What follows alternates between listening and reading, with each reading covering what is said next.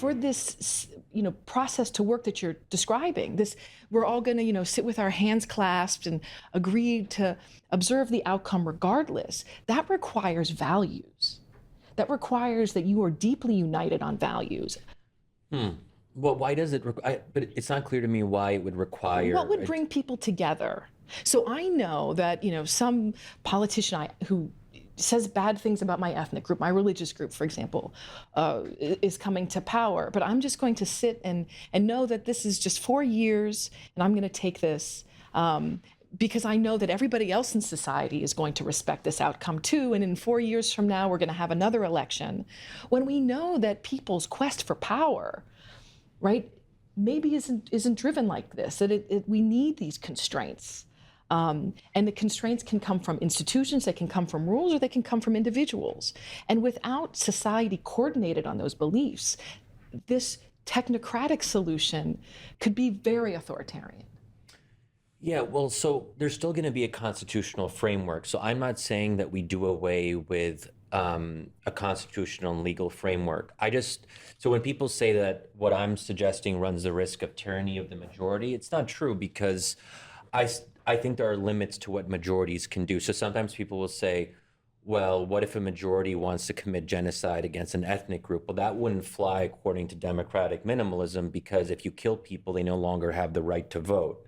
And that's like, so you need to have that basic level of political competition. So you can't kill people so at a very basic level, like these hypotheticals of what if people do this if they have a majority, that is not going to be democratic if you disenfranchise a whole part of the population, women or other minorities, and say, you are no longer citizens, you no longer have the right to vote, for example.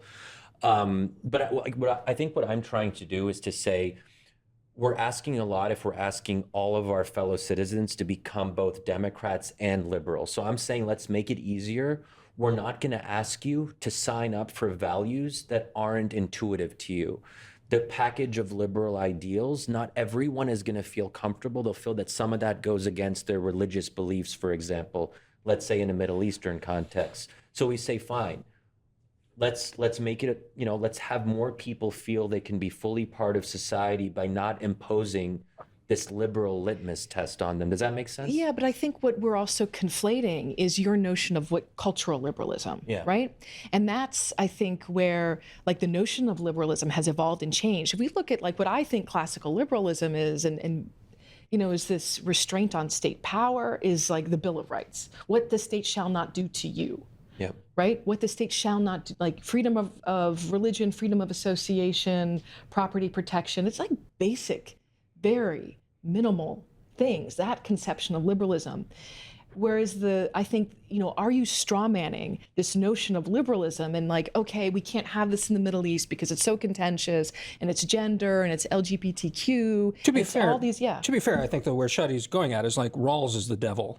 Like Rawls should be like he's what ruined liberalism as opposed to your liberalism. And that's a different vision of liberalism. Yeah. So I'm not sure that you can have this conception of democracy without basic tenets of. Well, let me ask you this. Let's just specific examples. So let's say you have a group like the Muslim Brotherhood. They win a majority in parliament, and then they ban alcohol, or let's say they make it harder for women to initiate divorce proceedings, or let's say inherit the kind of enshrine limitations on female inheritance according to particular interpretations of Islamic law, or let's say they implement hudud punishments of cutting off the hands of thieves. I'm just giving very extreme examples. I don't like any of those things, but I'm trying to think what is the most intense example of illiberalism that we can imagine.